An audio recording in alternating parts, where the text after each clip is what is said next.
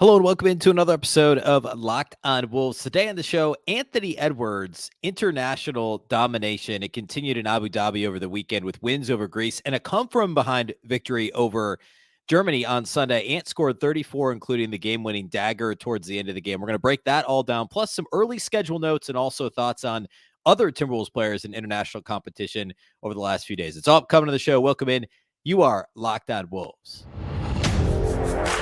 You are Locked On Timberwolves, your daily Minnesota Timberwolves podcast. Part of the Locked On Podcast Network. Your team every day.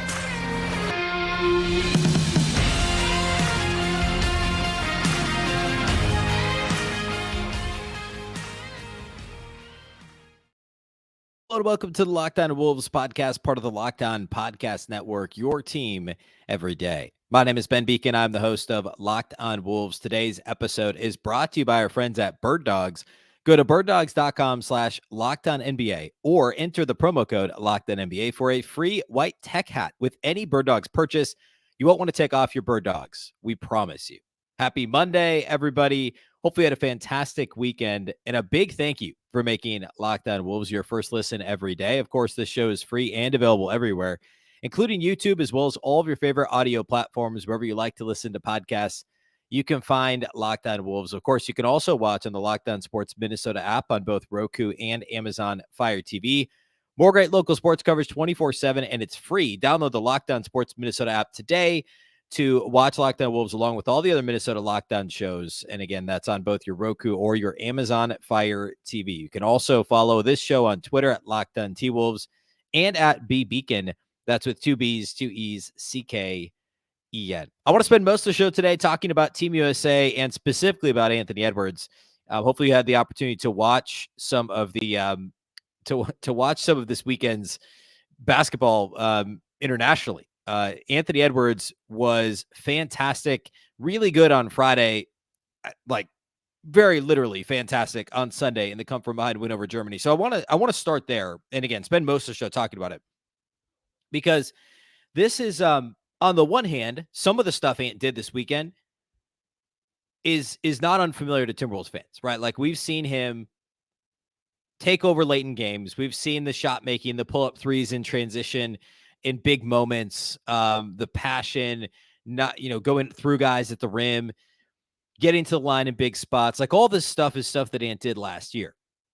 But doing it on this stage and doing it on a team full of other, like, not necessarily superstars. Remember, only 4 of the 12 guys on the Team USA roster have been all-stars, and nobody's been on an all-NBA team.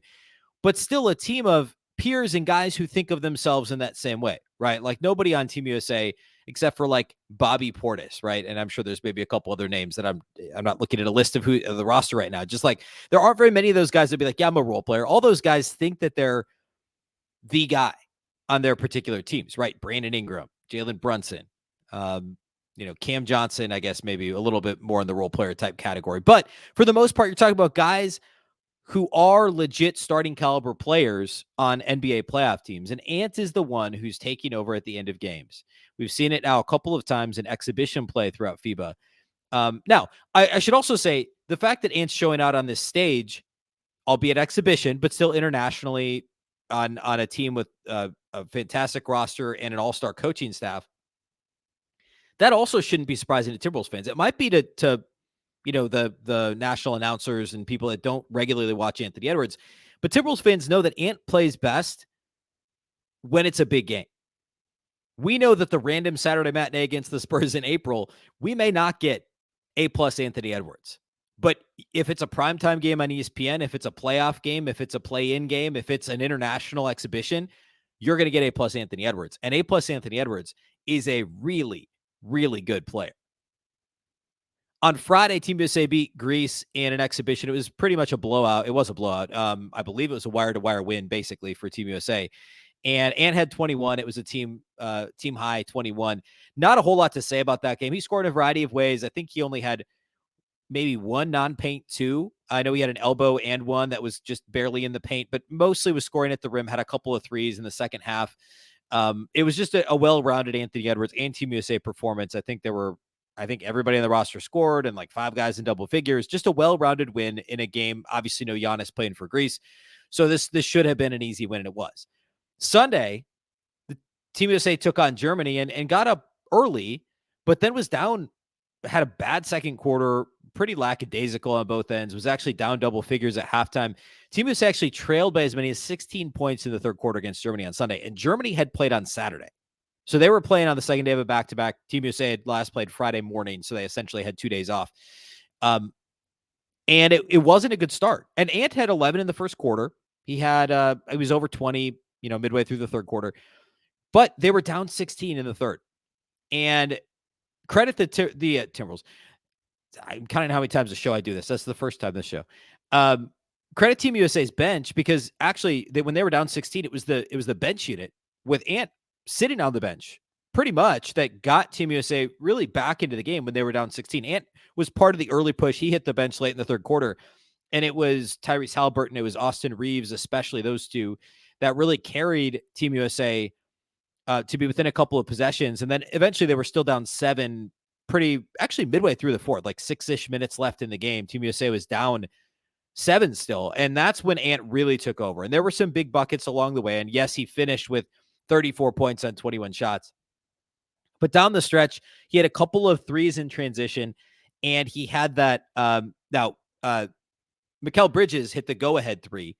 But then Anthony Edwards hits that dagger. I think it put him up 5 on the left baseline. And he had gotten to that turnaround earlier in the game. I think it was third quarter. It's just a beautiful swish. Turnaround when the double came. He felt the double and he turned baseline. It was almost reminiscent of Kevin Garnett. Almost a Kobe-like turnaround on the baseline. And I don't say these things lightly. That's what it looked like. Same situation, except for it was almost like secondary break. Ant was kind of trying to push the pace a little bit, got to that spot, clearly wanted to get to that spot on the left side of the floor, hit the turnaround, it rolled around the rim and down, and counts the same as a swish does, turns out. And just a phenomenal shot that basically was the dagger in this game. Germany made things a little bit interesting down the stretch, but that pushed the lead to, I think, 3 possessions at the time. Just a cold-blooded shot, a difficult shot. He'd also gotten to the line a couple of possessions prior when it was a 1-possession game, kind of bully ball in the lane, and was rewarded with free throws. This is, by the way, another thing that I don't think we should gloss over is the free throw shooting for Anthony Edwards. He was 8 of 8 in this game, and Wolves fans know, well, he's been a good free throw shooter for his career. And he was 76% last year. He was like around 60, like in the low 60s% in March and April last season. And maybe even All-Star break on. Like the numbers weren't great. Actually, I recorded the Timberwolves preview with Josh Lloyd of Locked On Fantasy Basketball the other day. And he had the stat. And Wolves fans know it wasn't good down the stretch or in the playoffs. The Anthony Edwards free throw shooting was shoddy at best. That's being kind. But 8 of 8 in this game. I think most of them were clean. He's got that release that he started doing during last season where his foot, it's almost, who's it, James Harden that does this, where his foot almost crosses the actual free throw line before the ball reaches the rim, which of course would be a violation. Like Shaq used to do. It's almost like that. It's not, obviously the release isn't as ugly as Shaq's, but the foot crossing the line. But all that to say, 8 of 8 from the line. He finished with 34 on 11 of 21 shooting, 4 of 8 outside the arc, a perfect 8 of 8 at the line. He also had 6 rebounds in this game, 2 assists, 2 blocks, only 1 turnover. I want to talk about that a little bit more. He only had the 2 assists, but he should have had more. And it remains the most impressive thing to me in FIBA so far, in terms of Anthony Edwards specifically, is his passing ability and the way he's seen the court. So I want to talk a little bit more about that, his final line. I do want to touch a little bit on other Timberwolves players playing internationally right now. There's some interesting Karl-Anthony Towns stuff this weekend. But in general, I want to talk about other Wolves players. We'll talk about some schedule stuff here in a little bit as well. So we'll get to that here next. Today's episode of Locked On Wolves is brought to us by our friends over at Birddogs. Birddogs absolutely make you look good. They're stretch khaki shorts. They're designed to fit slimmer through your thigh and leg that give you a truly sculpted look. But I'll tell you what, they don't feel like khakis, right? Khakis can be really stiff and uncomfortable a lot of the time when you wear them. And Birddogs are not that way. They actually feel like you're wearing basketball shorts. I was actually wearing mine earlier today, and then I spilled a glass of water on them. So I just changed out of them. But run them through the wash. I'm going to a concert tonight. I'm going to wear Birddogs to the concert. Like, Birddogs I was just literally sitting around the house wearing Birddogs. I'm going to wear them to the concert later. I'm going to wear them when I go out later this week. Like, They are, dead serious, the perfect short to do everything in. Like you want to sit around the house in them, you want to go out in them, you don't need to change multiple times throughout the day because they're absolutely comfortable. Right now you can go to birddogs.com/LockedOnNBA and enter the promo code LockedOnNBA. You'll get a free white tech hat. I also have one of those. I'll maybe wear those next show. Wear that next show. Birddogs.com/LockedOnNBA. Again, the promo code is LockedOnNBA. You'll get a free white tech hat. It's a really nice hat, looks good, comfortable. And trust me, when you get your first pair of Bird Dogs, you won't want to take them off. We promise you that.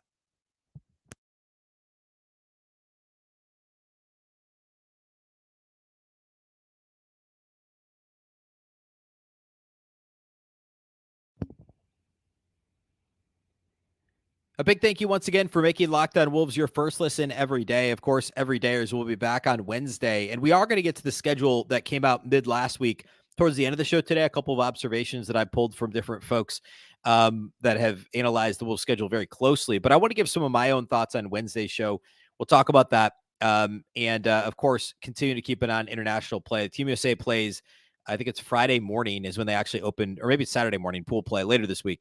But plenty to get to here as we inch ever closer. We're only a month away from training camp, believe it or not. So lots to get to here later this week. And again, we'll be back on Wednesday. All right. Continue to talk Team USA and specifically Anthony Edwards. Again, Ant had 34, 6 rebounds, 2 assists, 2 blocks, only 1 turnover. And I mentioned this a minute ago. Ant's playmaking and overall decision-making, the way he's seen the floor, to me, has been the most impressive part of FIBA. I actually don't think that he's really forced that many shots that didn't make sense. And you know, that happens for high usage guards. Like, I mean, how many times, I mentioned, well, I guess Kevin Garnett didn't do it a whole lot, but like there's plenty of I mentioned Garnett and Kobe earlier. Like how many double team shots did Kobe take? We're like, well, it's Kobe. Ant's not quite to that level yet, but in big game situations, he kind of is. Beyond that, he wasn't making really any bad reads, like no forced threes early in the shot clock. There was one, I guess, late in the game, late situation where the ball got tipped over the timeline. It was almost a backcourt violation, low shot clock because of that. Ant took a rush jumper. Besides that, of his 21 shots, I can't think of another one where I was like, bad shot selection. The decision-making, there was actually multiple times where I actually said out loud to myself, that's a really good pass. Like, that's a good decision. There was one where Ant was in the paint and kind of stuck in the air, but it's almost like he knew where he was going to go if he couldn't get, which is, of course, what you're supposed to do, right? Before you jump, you need to know, like, here's the plan, and if this doesn't work, here's my next. Like, he was going to try and score. The shot was covered, so he kicked it to the corner. I think it was Mikal Bridges in the corner, and they missed the shot, whoever it was. But it was the absolute right read where he left his feet, but knew what his plan A and plan B were, and he executed plan B. They just didn't make the shot. He only finished with 2 assists, but there were multiple times in this game where he made the absolute right pass, the right decision. There were a couple of baseline drives where he couldn't get a shot off, so he shoveled it to the corner for a 3-point opportunity. Those types of things that I don't think we saw consistently last year. Now, I've also said before on the show, I thought that's the one area where he certainly incrementally improved, even if there were some other areas, overall efficiency, et cetera, that he didn't actually improve last season, even though he made the All-Star team. But the decision-making and the feel in the half court absolutely have gotten better from age 19 to age 20 to age 21 and now age 22. And that's the most important thing, in my opinion, for somebody that's got all the physical tools and athletic gifts and just sheer raw ability. It's the feel. It's the decision-making. And it was pretty impeccable in this game for Anthony Edwards to take 21 shots, to lead your team in minutes. He played 34 minutes. Nobody else played more than 29. There were only 3 players that played more than 27 minutes in this game. Ant had 34, and to only have a single turnover and shoot over 50% from the field. 11 of 21, 4 of 8 outside the arc, 8 of 8 at the line. That is a clean game, ladies and gentlemen. A clean game. 2 assists should have been higher. I think he probably should have had 5, maybe 6, but the Team USA missed some open shots. And in general, they actually shot the 3 pretty well in this game, 13 to 29. But there were some open missed shots. And, Ant, again, the decision-making was on point. And that has been the most impressive thing. We can say that about the Greece game a couple games ago. He's had a couple mixed in the exhibition play, if you will, for Team USA that has been just really, really good. I mentioned earlier that Team USA made that late third quarter run with Ant on the bench. Well, for the game, this actually seems off to me, but I'm looking at the box score. It says that Ant had a plus minus of plus 37. Now, they also had that huge run. I mean, it can't be off, right? They had what, an 18-0 run that was capped by that Ant dagger on the left side of the floor, or I think that was maybe to point 16. They scored another bucket to make it an 18-0 run. But a plus 37 for Anthony Edwards. The next best plus minus on Team USA, if this box score is correct, was Jaren Jackson Jr. with a plus 19. If you're a regular listener of Locked On Wolves, you'll know that I take single game individual player plus minus with a million grains of salt. I think it's often misleading. But when it's that stark, when there's a guy who's a plus 37 and no one else is above a plus 19, my goodness. He had a game. Like, this was a really, really good Anthony Edwards game. Nobody else for Team USA. In fact, there were only 3 players in double figures. Tyrese Halliburton had 16 off the bench. Austin Reeves had 16 off the bench. I already talked about how they both played really well. Paolo Banchero was good off the bench. Team USA played small quite a bit. Jaren Jackson actually had 6 blocks in this game in just 27 minutes. But an impressive comeback win when they were down 16 in the third quarter. Obviously, a game they should have won. I mean, they've got NBA players, right? They've got the Wagners on their team. Of course, I got Dennis Schroeder, Daniel Tice. Like, there's guys on this team who can score, obviously. There's clear NBA and borderline NBA talent. They're probably a top 10, 12. I forget what they're actually ranked. I think they might be 10 or 11 internationally, but that's a solid team playing on a back-to-back. USA shouldn't have had that much trouble with them, but grand scheme, an impressive comeback performance by Team USA, and especially for one Anthony Edwards. All right, other Timberwolves players out throughout FIBA. Karl-Anthony Towns had a big game late last week when the Dominican Republic beat Canada. He had like 20 points, 8 rebounds, I believe.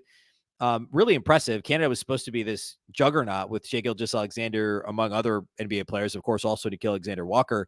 But Cat led the Dominican Republic to that win. And then when they played Spain a couple days later, Cat was ejected. I didn't get to watch any of that game, but he only played 18 minutes, had 20 points and 6 rebounds before he picked up 2 technicals and was ejected from the game, which doesn't matter because it's exhibition and international play. But come on, Cat. Like I don't know any of the context. Maybe it was completely innocent, not his fault. I don't know. I'm not saying it was or wasn't because I didn't see it. But Cat's he's got to clean up some of those the extracurriculars when it comes to the officials. I think Wolves fans are well aware of that. But anyway, playing well for the Dominican and apparently very healthy, looking really good. So that's good to see that. Also, Kyle Anderson playing for China. China had gotten beat badly a couple of times recently, but Kyle Anderson had 16 points, 5 rebounds, 4 steals last time out for Team China. So playing well. There's not a whole lot of NBA caliber talent on that team. Luka Garza, kind of the same deal for Bosnia. Bosnia-Herzegovina is playing, I think, actually while I'm recording this, so they're about to play. They're in the, the final of the pre-qualifying tournament against Poland, but they beat Israel by 9. Luka Garza had 24-11, shot 9-12 from the field. Garza has been really, really good for Bosnia-Herzegovina, so good to see for Luka as well. And we talked about Nickeil Alexander-Walker. He's actually playing pretty well, mostly off the bench, I think, for Canada, but has put up some good lines there. Here's hoping for once actual pool play starts for some of these guys for continued health, continued strong play. But in general, Timberwolves players have played really well across the board thus far in international play. All right, let's close the show today by giving some quick schedule thoughts. We'll spend more time on the schedule on Wednesday. But that's what we'll do here to close out the show today.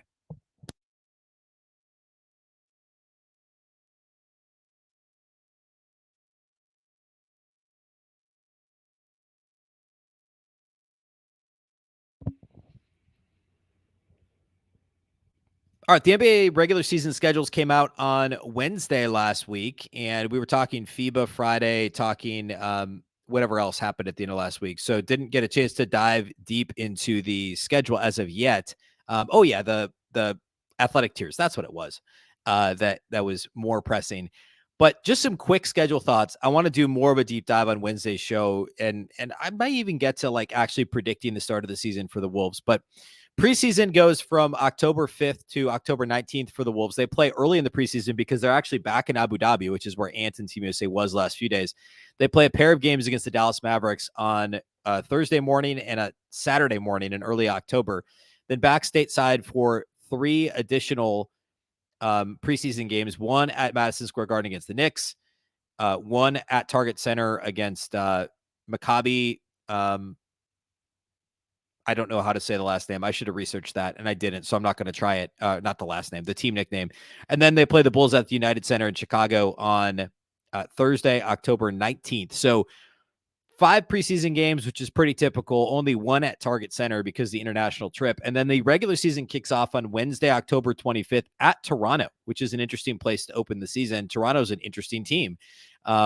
And then back home, the home openers 3 days later. They get Thursday, Friday off after the road opener to play at home Saturday night against Jimmy Butler in the Miami Heat, which is a fun home opener on a Saturday night. And then they go on the road for 1, and they come back for a 4-game homestand. A difficult first couple of weeks, in my opinion, because you get Toronto.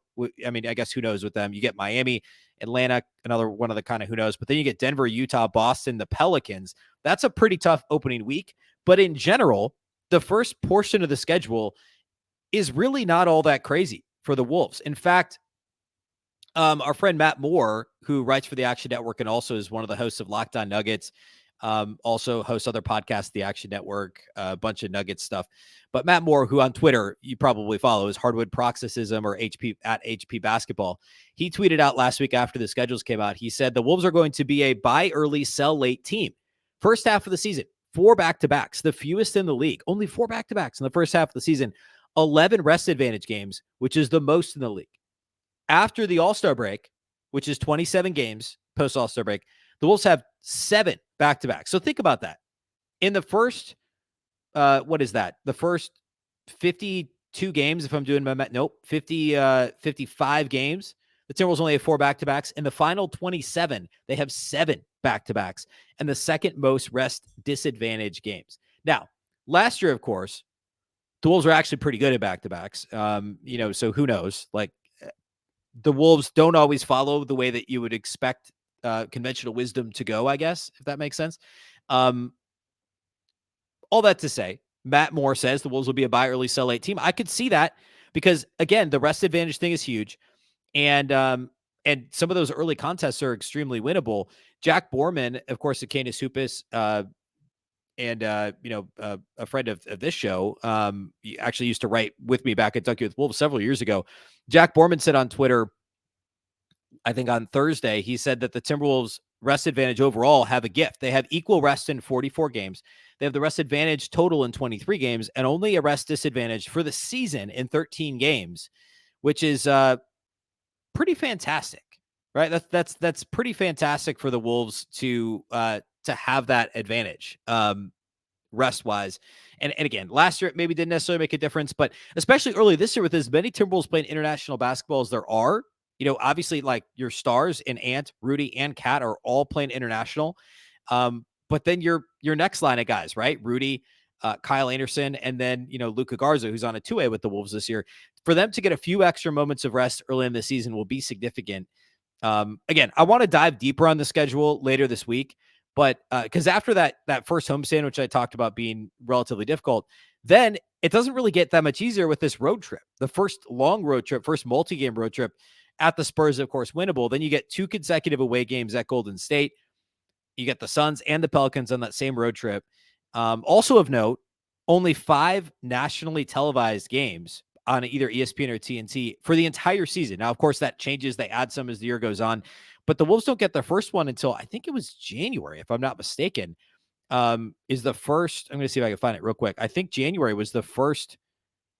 Yeah, January 18th is the first ESPN or TNT game for the Wolves, which is pretty crazy to me, especially coming off of, and who knows, maybe when this started to be said, it was before the league knew Ant was playing internationally, because right now, the NBA conversation is pretty much centered on Anthony Edwards and to a lesser extent, the James Harden trade demand, right? Like, what else are people talking about?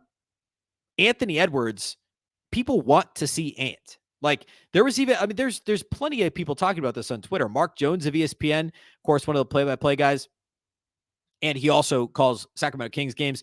He tweeted out how he can't wait to call some Timberwolves games because of Anthony Edwards. Ant is the conversation right now. And for him to not be on national TV till January 18th is kind of crazy. Not kind of crazy. It is crazy. So what I want to do Wednesday is break down the schedule into maybe chunks, like doing it by months or quarters or halves, whatever, is pretty arbitrary.